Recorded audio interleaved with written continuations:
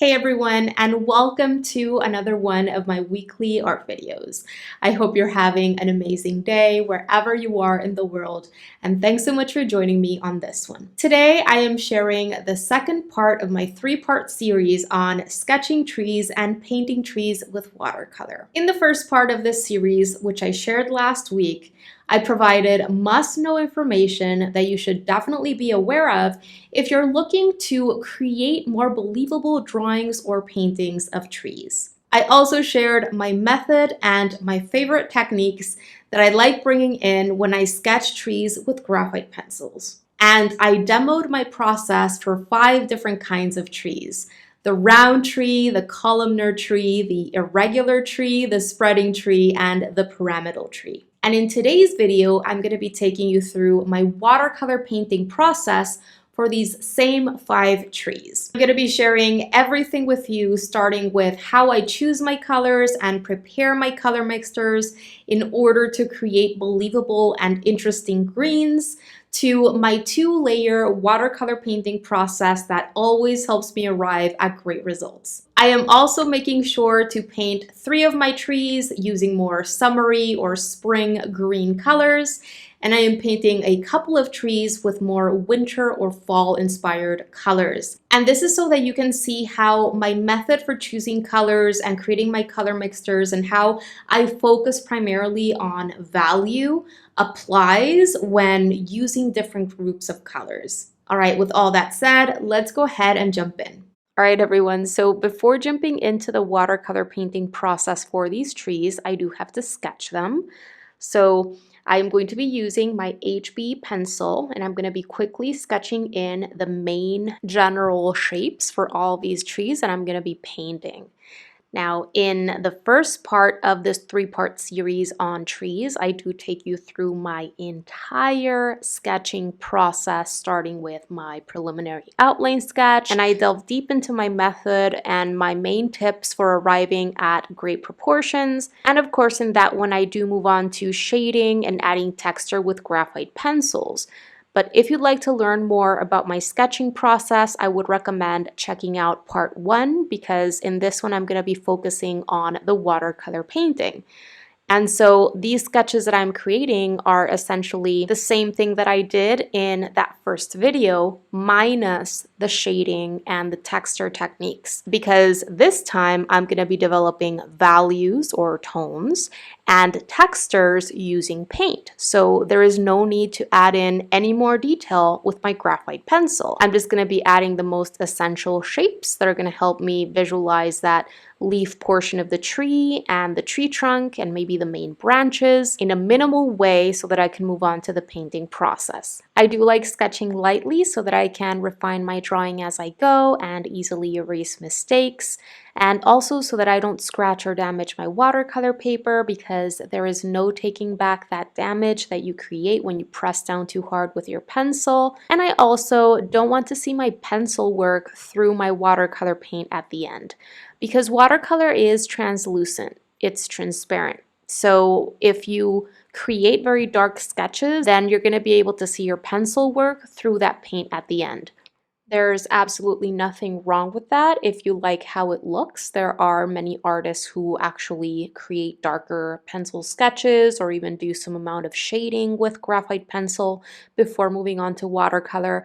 Personally, I just like doing one or the other, at least for now in my journey. So I like to keep my sketches light, and I like to allow watercolor to be the star whenever it is that I'm going to be using watercolor. I started with the round tree, and I am now working on the spreading tree sketch. For these watercolor tree studies, I am not using any reference photos. I'm just going to be sketching and painting these from imagination, utilizing everything that I gained from having done my previous studies with actual reference photos. And what do I mean by this? Well, oftentimes I like sketching something first before actually painting it. And it is often very helpful to sketch something, observing a reference photo and seeing what something looks like in real life, And then you can move on to drawing or painting that thing from imagination if you so wish to, a lot more successfully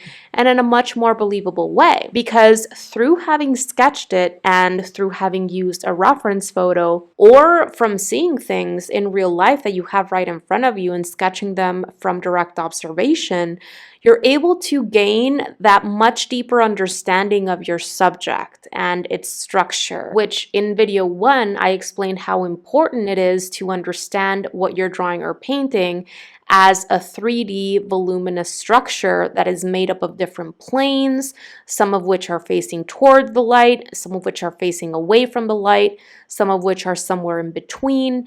And it is so important to train yourself to first visualize different trees as their macro level structure. Is it more of like a sphere or an ovoid or a cone or a pyramid? Or is it an irregular abstract form like irregular trees? And then within that macro level structure, what do the groupings of leaves in that particular kind of tree look like? How are they overlapping and creating shadows on each other, etc.? First acknowledging the larger aspects or the general aspects, and then the smaller things. And understanding how the location of the light source in relation to the tree is going to have an impact on where those highlights are, where those midtones are, where that cast shadow is. All of these things are so essential in order to develop any level of realism. And today, with our watercolor studies, I'm going to be explaining how I take this same information that I was using when I was sketching these trees to develop that believable sense of form or structure. But now I apply this to painting with watercolor to also arrive at believable results that seem to have volume and mass to them. Okay, so I'm now working on the irregular tree, and I think that this is the sketch that I had more trouble with, and I erased quite a bit and did a lot of refining because I have trouble creating a very asymmetrical shape. And irregular trees have that very asymmetrical kind of structure to them. So I was really trying to get in this shape for the irregular tree. In both the spreading tree and the irregular tree, which are trees that have very wide leaf sections that come out very far away from the tree trunk, I make sure to visualize where those secondary smaller branches are going to be later, especially those that are going to be in the widest portion of the leaf shape, so that I can remember to add them in later when I am painting those branches. I like making sure to add in these branches, especially in these trees, because I want to make sure that those leaves that are so far away from the base central tree trunk look like they are actually connected to the tree. They're part of the tree. And for those trees where you can actually see the main tree trunk in between those groupings of leaves, you can also sketch in that tree trunk. All right, I'm now working on the fifth and final tree, which is the pyramidal tree. With the pyramidal trees, I really like making sure that I'm keeping the edges very irregular. I don't want to make those kind of triangular sections too patterny or organized. I want to make sure that there is a lot of irregularity throughout my tree shape. And honestly, irregularity is so important when you are sketching or painting anything organic, whether it's flowers or rocks or clouds or water or anything. Irregularity is so key if you want to create believable results. So whenever I'm creating my sketches and I find that something looks way too patterny or organized or too perfectly structured, I stop what I'm doing and I erase things out if I have to, and I think of how I can create more irregularity or imperfection throughout that shape. Once I was done with those general tree shapes and the tree trunks, I went through these sketches once again, starting with the round tree, and very roughly added in some lines to help me visualize those larger, most important groupings of leaves. These are just very loose and rough indications or mapping outs of those groupings of leaves that I want to visualize as I am developing those darker values. Some of these I might be taking away, and some of these I might be actually using. It all depends on what happens as I start placing paint on paper, because there is only so much that we can control when we're painting with this medium. When you're painting things like clouds and trees and water or flowers that you're seeing from very far away in a scene, yes, going in with a strategy is going to be incredibly helpful and is going to ensure better results. There is no doubt about that, but it's also about letting go a little bit and placing paint on paper and embracing what happens and then making decisions as you go. It is very much a balance, I think. I also made sure to add in a cast shadow shape beneath these trees for all of these sketches. For all of these tree studies that I'm going to be working on today, the light source is going to be hitting these trees from the upper right. So you're going to notice that I've added in the cast shadow shape on the lower left. This is going to be so important to plan and visualize before moving on to the painting process if I want to paint these successfully. I need to know where the location of the light source is in relation to these trees.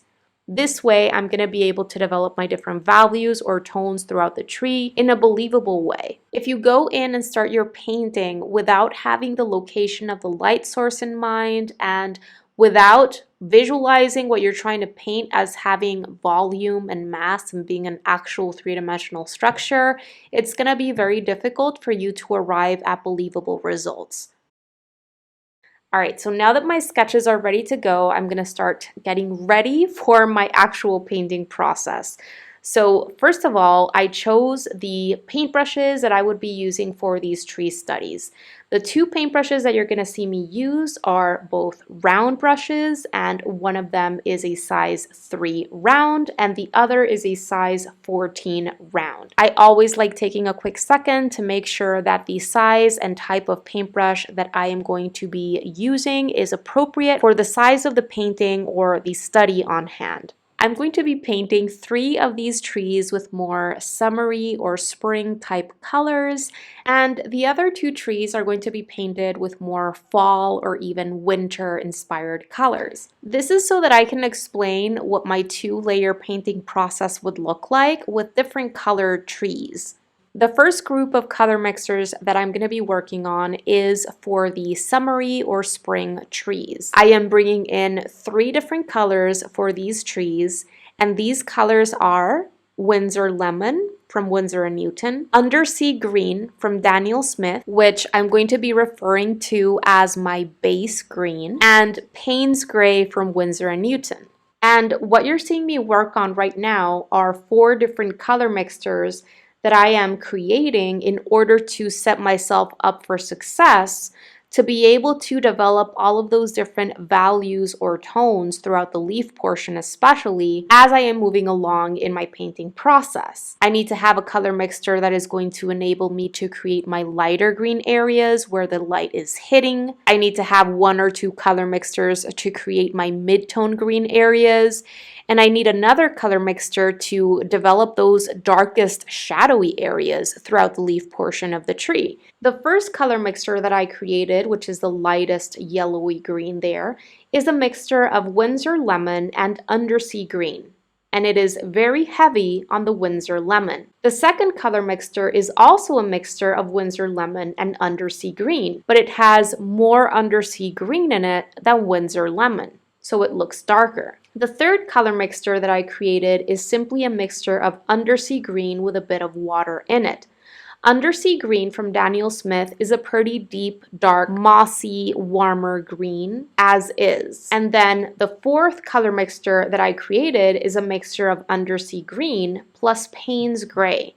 And that's going to be my darkest green. I talk all about my preferred methods for creating believable, interesting greens in another video, and I explain all about this technique in which you choose a base green to work with, and then you choose one color to add into that base green to create your lighter greens, and another color to create your darker greens that I shared on YouTube some time ago. I'm going to make sure to leave a link to it down below in the text section of this post in case you'd like to go and check it out.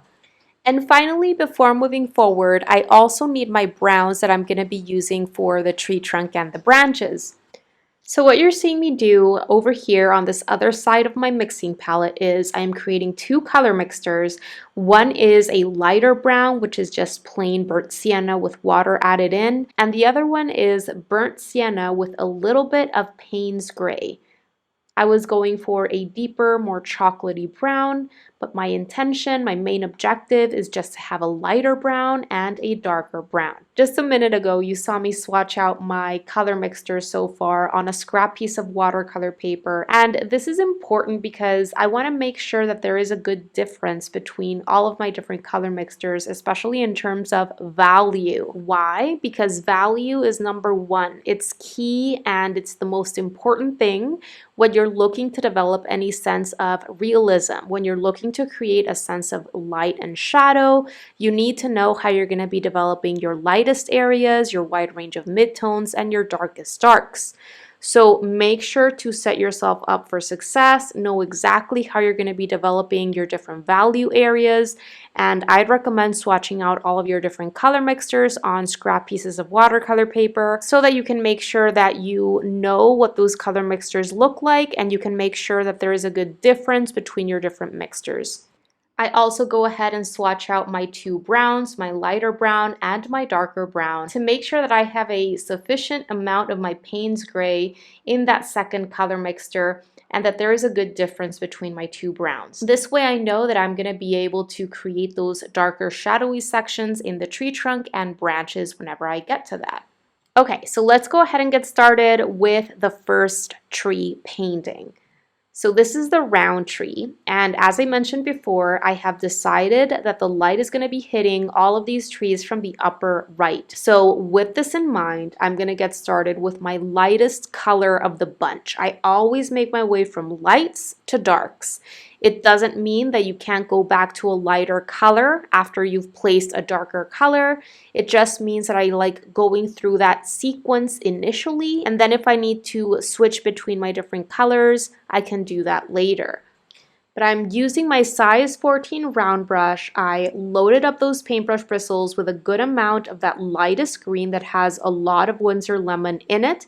And what you're seeing me do is I'm starting in with the first layer all throughout this leaf portion of the tree. I am using a combination of scribbling and bouncing as I am painting in the leaves of the tree. Some time ago, I shared a video in which I explain about scribbling and bouncing and different brush strokes that I would highly recommend practicing that will not only help you have different tools in your tool bag whenever it comes time to developing different textures when painting with watercolor, but these exercises will also help you gain mastery over your brush. I'll make sure to leave a link to that down below as well. Notice how I am shifting and rotating the direction and the angle that I'm using my paintbrush at. And this is incredibly helpful because it really helps you develop that irregularity and that abstraction all throughout this shape. If you just use your paintbrush in one single direction or one specific way over and over again, that is not going to lead to that irregularity that you need throughout the leaf portion of the tree. This change in how I am using my paintbrush is also helping me create these little sections where I have that paper shining through completely unpainted.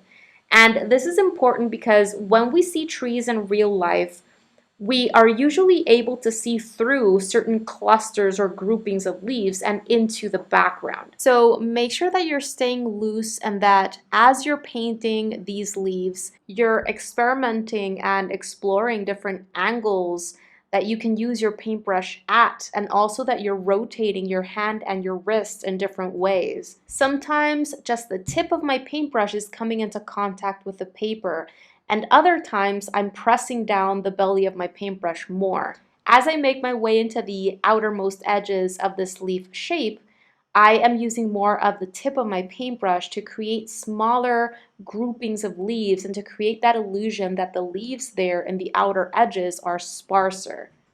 Once I paint in that first lightest layer, I go ahead and load up my paintbrush with my second green, which is also a mixture of Windsor lemon and undersea green, only this one is heavier on the undersea green. And what I am doing is I'm dropping in the second green into mid-tone sections that I'm looking to darken more. You're going to notice that as I continue placing my darker greens, I always start by dropping in this color in the bottom portion of the leaf shape and also on the side opposite to the light source, which for all of these trees is going to be on the left. If you remember, before jumping in, I decided that the sun would be hitting all of these trees from the upper right. So the planes opposite to the light source should have darker greens along with the bottom of the tree because these are the lower planes that are also facing away from the light.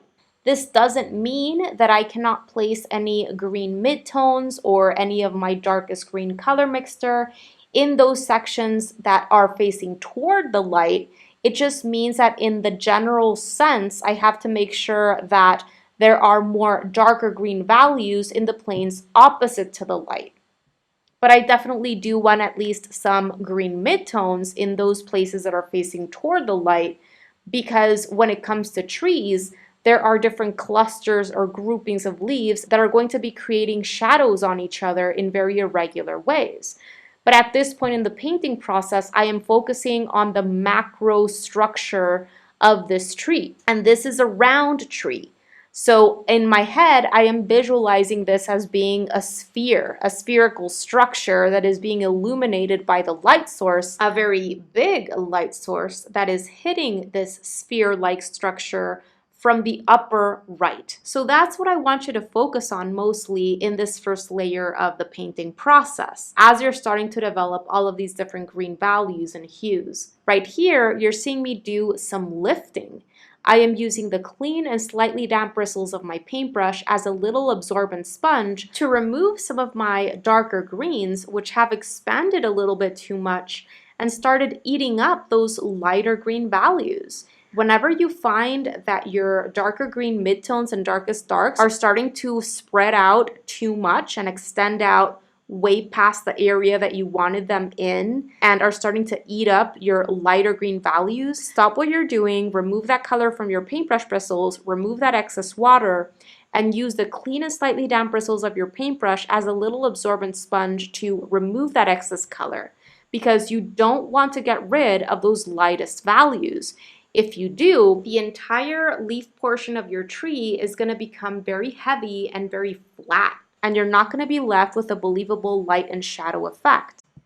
As a rule of thumb, the darker I get with my color mixtures, the less of it I use, and the more intentional I am about where I place that darkest color mixture. All right, so I finished with painting that first layer all throughout the leaf portion of the tree, and I am now painting in the tree trunk and the branches. I switched on over to my size 3 round brush, and I am using both of my browns, my lighter brown, which is just plain burnt sienna with water added in, and my darker brown, which is a mixture of burnt sienna with a little bit of Payne's gray. And I first painted in the lighter brown, and then I dropped in a little bit of the darker brown in shadow sections that I wanted to darken a little bit, especially sections of the tree trunk and branches right beneath the leaf portion of the tree and on the left of the tree trunk. Now I painted in those branches in the leaf portion of the tree while those greens were still wet. So I did get some bleeding where the brown merged into the green and vice versa. I kind of like that effect, but if you don't want these colors to start merging together, simply allow the greens to dry completely, and then you can go in and paint those branches within that leaf portion of the tree. After painting in the tree trunk and the branches, I did paint in the cast shadow shape on the lower left. I wanted to make sure to paint in the cast shadow shape for these studies because shadows are very important when we're trying to create more believable results. It really helps situate the subject in place and helps enhance that sense of mass and volume, blocking that light from hitting that surface that the object or the subject is on. And before allowing everything to dry completely, since my paint is still wet and workable in that leaf portion of the tree, I decide to go in with my darkest green mixtures to just darken some sections a little bit more, expand that range of values, before I allowed everything to dry. If my paint were already starting to dry, I definitely wouldn't be doing this right now because I would no longer get those soft diffuse out effects that I am looking for in this first layer. Right here, I'm doing a little bit more lifting to reveal a little bit more of that paper, which helps me add some light back into certain sections and create more dimension in the tree overall. All right, so I'm all done with the first layer all throughout the tree. And because I need to allow this to dry completely before working on the second layer, what I'm going to be doing is I'm going to be working on the first layer in all 5 trees, and then I'm going to make my way through the 5 trees once again, starting at the beginning, to work on the second layer. So moving on to the columnar tree, the process is exactly the same. I get started with my size 14 round brush. I load it up with my lightest color mixture, which is heavy on the Winsor Lemon, and I'm going to make my way incrementally towards the darkest green. I'm going to do my best to work quickly so that I can have nice, soft, diffused out wet on wet effects in this first layer of paint. You can see how, once again, I am making sure to incorporate a lot of irregularity both inside of this leaf shape and along the edges. I am also leaving little sections of paper unpainted, and these are just happening naturally as I am shifting and changing the way that I am using my paintbrush as I am filling in this initial layer of lightest green. And the only thing that's different really is that I am using my paintbrush in a different way. Before jumping in, I thought of how I could use my paintbrush, at what angle and what direction to create those brushstrokes in so that I could start communicating the direction of the growth of these different groupings of leaves. For this particular tree that I am painting, the leaves are growing kind of slanted and diagonal and going upward. So before starting to paint, I always give thought to how I can make use of my painting tool, so my paintbrush, in different ways in order to not only start developing color and value, but also start communicating the characteristics for that particular tree.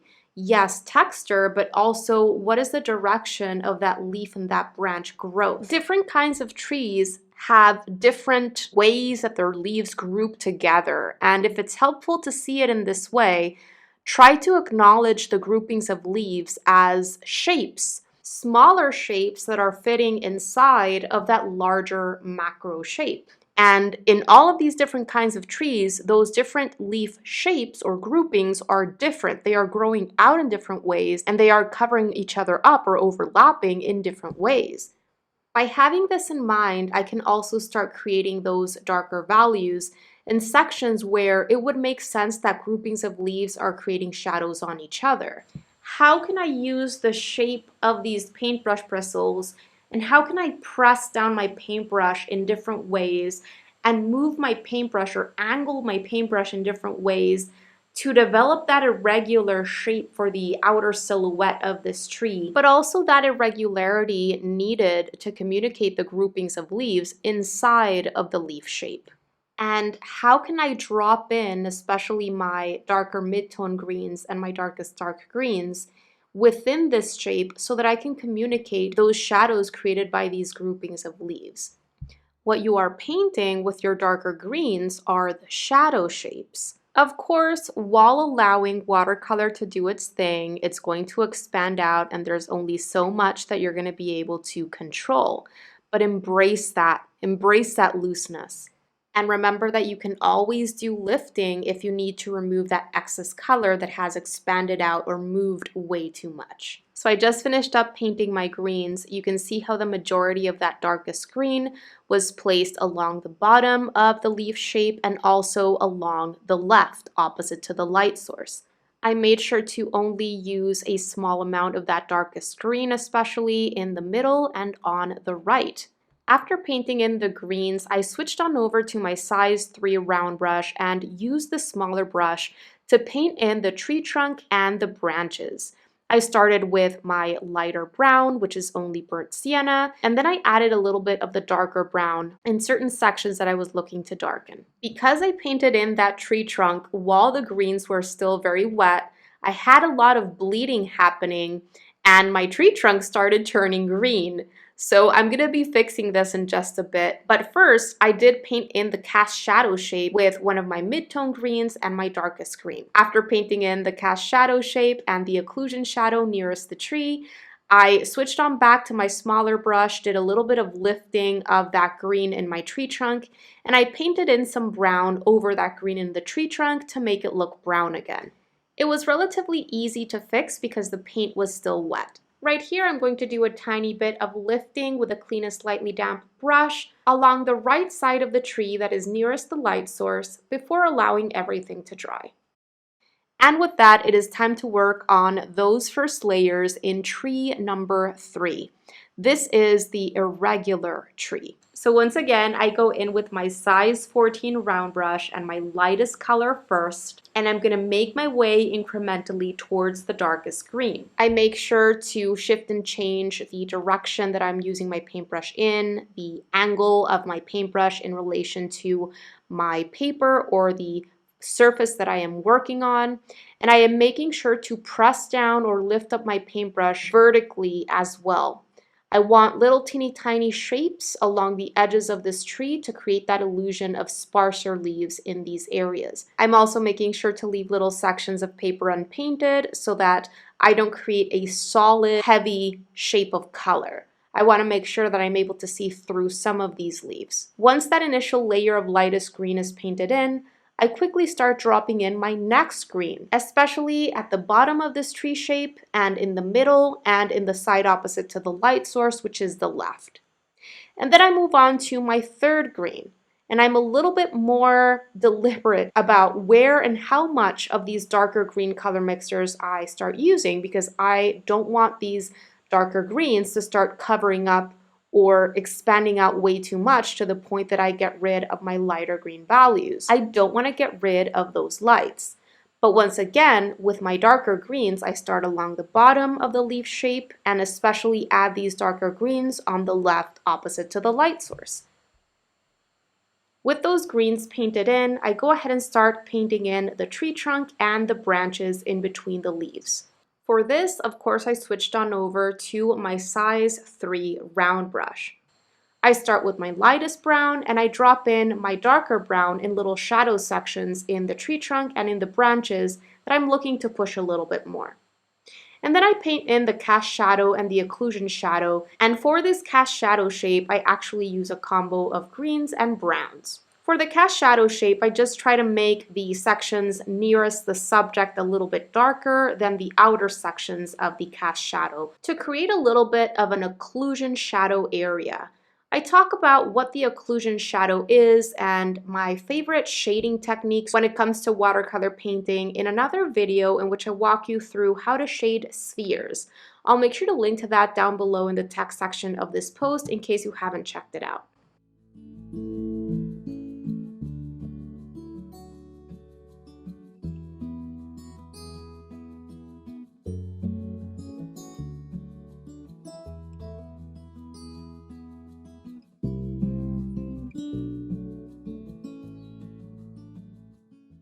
All right, so I'm all done with that first layer in my 3 summery or spring-inspired trees, and I am now going to get started with the first layer in my 2 fall or winter-inspired trees. So what I am working on right now are my 4 color mixtures that are going to help me create all of those different values and hues that I need throughout these trees so that they look believable. For these more winter or fall trees, I want those greens to look a little bit more desaturated or muted. I want to communicate the illusion of dry leaves. So what I am bringing in is a warmer yellow. I am bringing in New Gamboge.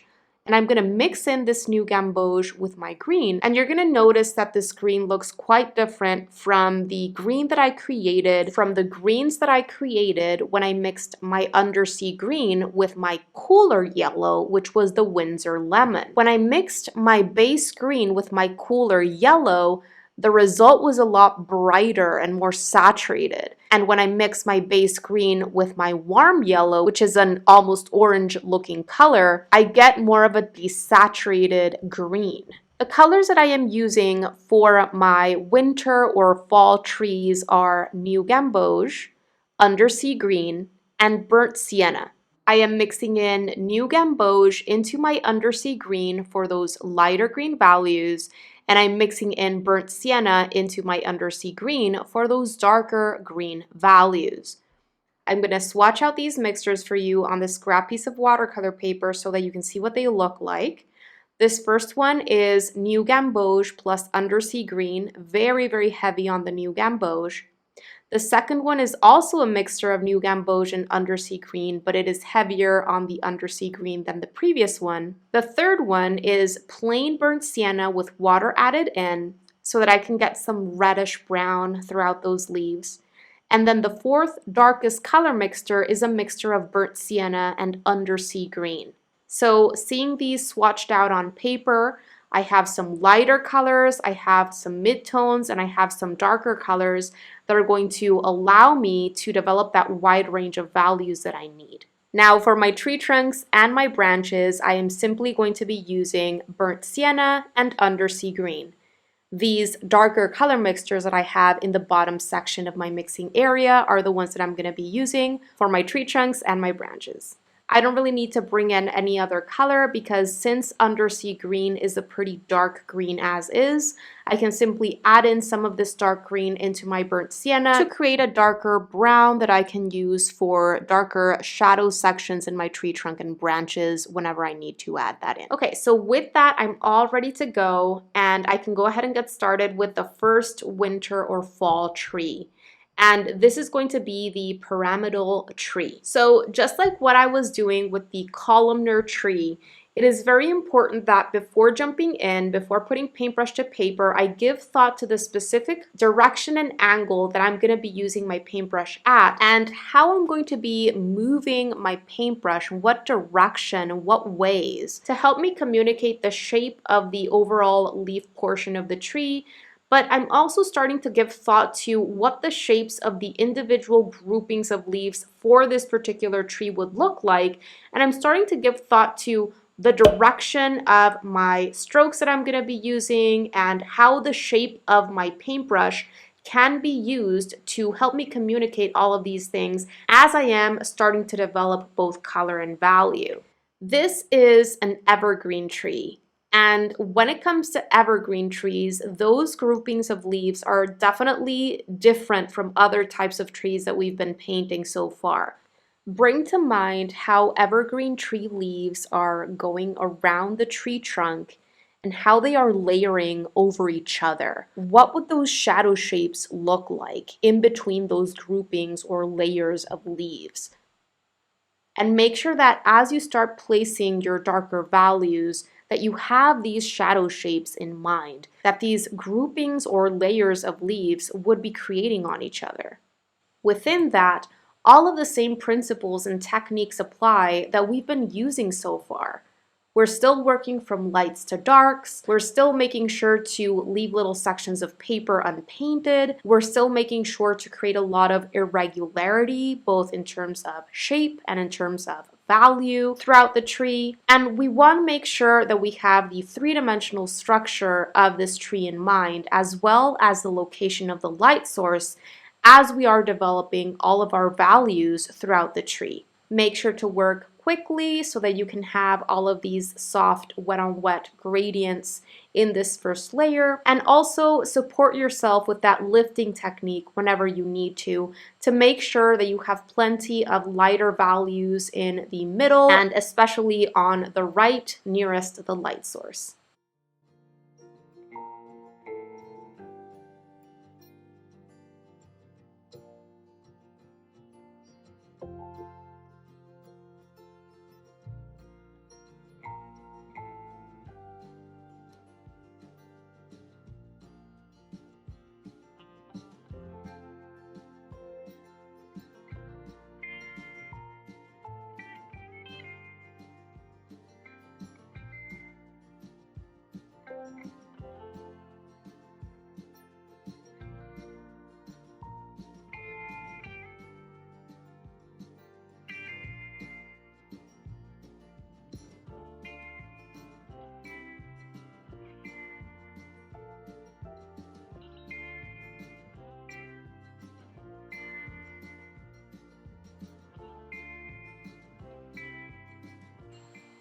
All right, so I'm all done with this one, and I'm gonna move on to painting the first layer in the second winter or fall inspired tree. This is going to be the spreading tree.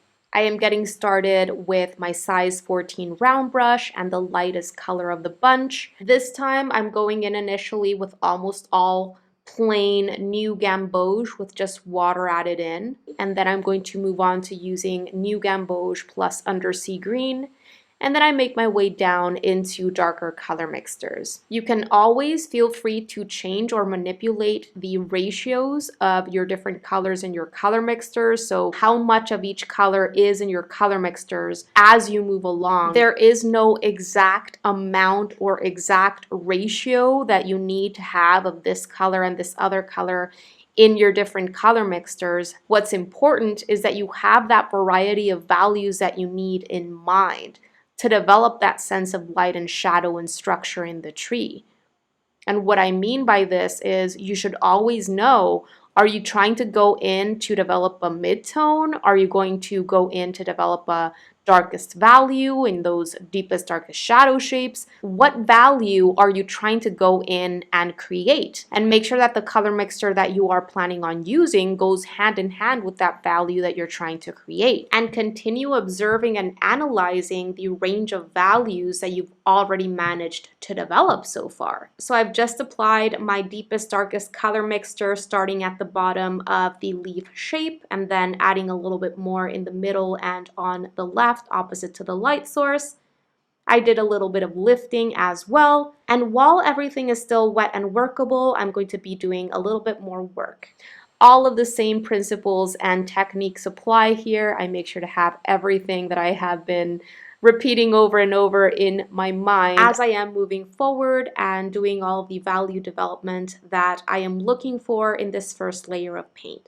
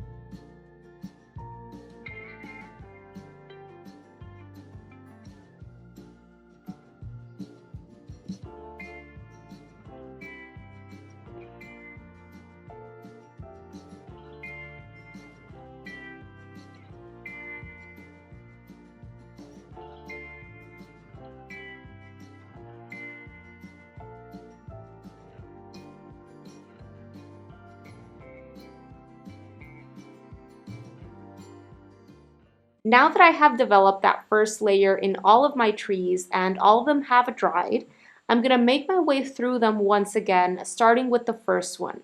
And I'm going to be working on layer number 2. The objective with this second layer is to deepen and darken the darkest shadow sections and also to enhance those textures throughout the tree, especially in the leaf portion. Watercolor usually dries lighter than how it looks when it's wet. So if we're going for more detailed and believable results, oftentimes it's worth coming back to the piece after it's dried and checking to see if we could deepen and darken certain shadow sections to amplify that range of values even more, which is going to add more contrast between the darker values and the lighter values and is going to make the tree really pop. Because I'm only looking to deepen and darken the darkest shadow sections, and also to create a little bit more of a sense of texture, I'm only preparing 2 color mixtures for myself before jumping in. And these 2 color mixtures are the 2 darkest color mixtures that I used when I was working on that first layer. In the case of my spring or summer trees, these darkest color mixtures were plain undersea green with water added in, and undersea green with a little bit of Payne's gray. And what you're seeing me do right now is I'm going in wet on dry. Everything is completely dry at this point. I am going in with my size 14 round brush.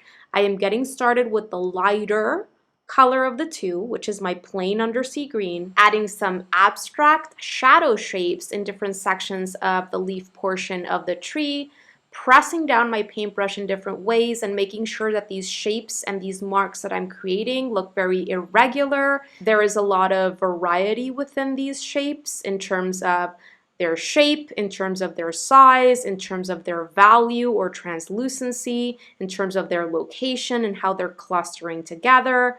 I am making sure that they do not look too aligned, too patterny, or too organized, because that is not going to look very natural. And I am making sure to keep lighter sections of the tree protected.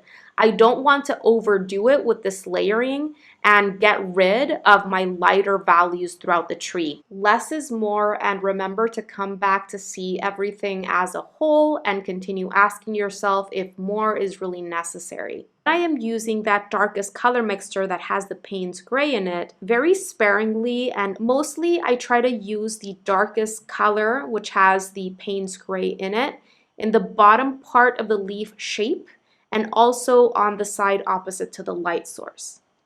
Because we're going in and we're painting these shapes on dry paper, we're going to be left with sharp defined edges around the shapes that we're painting in. That paint, that color, is no longer diffusing out and we're no longer creating these soft, blurred out effects. Because the color is staying constrained and tight in one little shape that we're painting in, and we're being left with those sharp defined edges, we're definitely going to be creating starker shapes, more visible, less subtle shapes, if you will. And because of this, I am going in at times and I'm softening that color with a clean and slightly damp brush, or I am softening certain edges with a clean and slightly damp brush. And I'm also adding more water into these color mixtures to get them looking paler. I want to make sure that especially on the upper right of the leaf shape nearest the light source, that these shapes that I'm creating over that initial layer aren't super stark looking. If I start painting in very dark green over a background of light green, that is going to be a huge amount of contrast, and it's probably going to look very stark and very distracting for the viewer.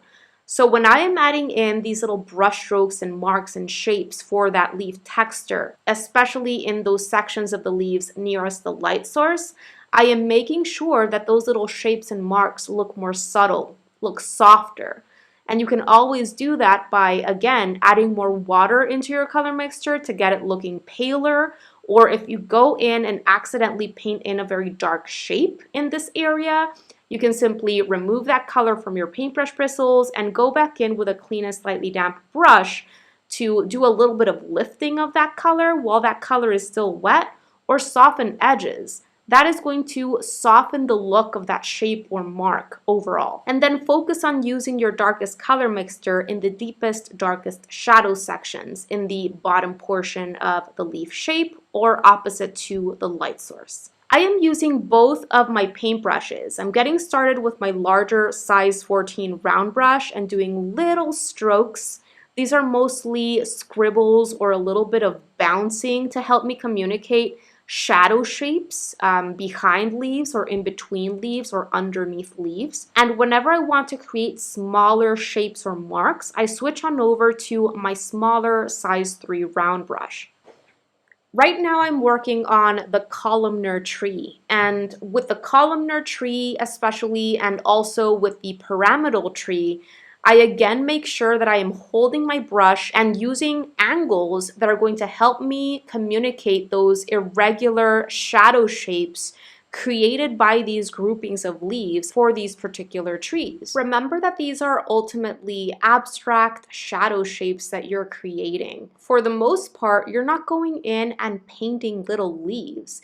You're going in and creating the illusion of leaves by painting shadow shapes created by those leaves. And then when you want to add in those individual little teeny tiny leaves, whenever you want to, You can switch on over to your smaller brush and you can just do a little bit of bouncing in different directions, clustering little leaves together in different ways to add in those smaller leaf shapes.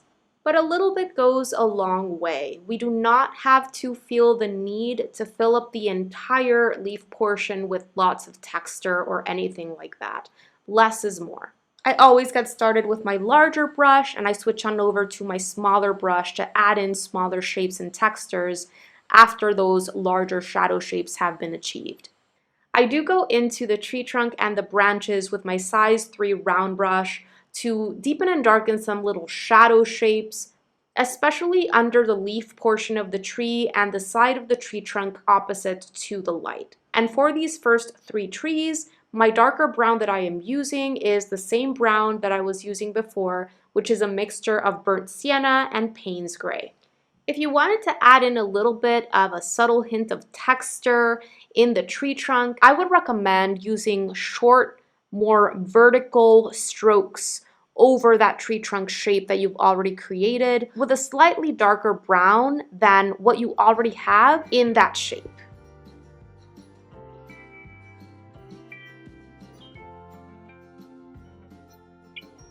Okay, so I'm all done with layer number 2 in those summer or spring trees, and it's now time to get started with layer number 2 in my winter or fall trees. I get started with the pyramidal tree, which is the evergreen tree. And as you can see on my mixing palette, I have prepared 2 different color mixtures for myself for the second layer.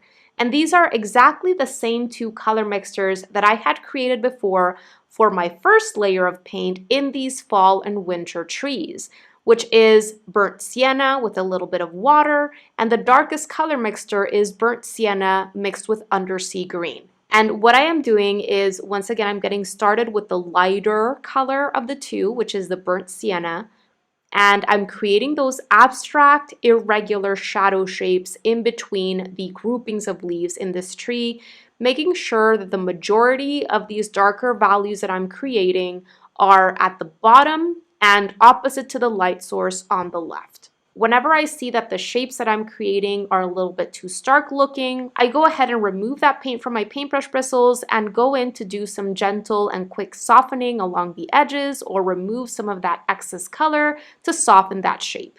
Once I have created those larger abstract shadow shapes with my size 14 round brush, I switch on over to my size 3 round brush and create smaller, irregular shapes with this smaller brush. And then I go ahead and deepen some shadow sections in the tree trunk.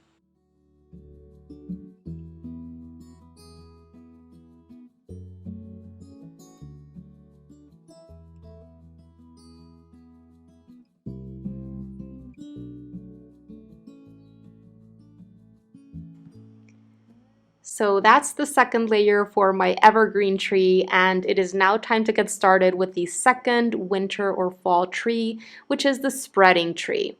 So once again, I get started with my size 14 round brush and my lighter color mixture of the 2, which is my burnt sienna, and I visualize these groupings of leaves, thinking of where to add in those abstract, irregular shadow shapes that would be created by these groupings of leaves. Whenever I add in these shapes or marks for shadow shapes or textures in the upper right of this overall leaf shape nearest the light source, I make sure that I'm going in with a more watered down color mixture or somehow soften that color in those areas so that they don't look too stark. I'm making sure to emphasize the shadows in the lower part of the leaves and also in the side opposite to the light source. Once I'm done with my size 14 round brush, I switch on over to my size 3 round to add in those last few little abstract irregular shapes and also to darken the shadow sections in the tree trunk and branches. If you want to, you can also add in extra branches throughout the leaves using thin tapered strokes.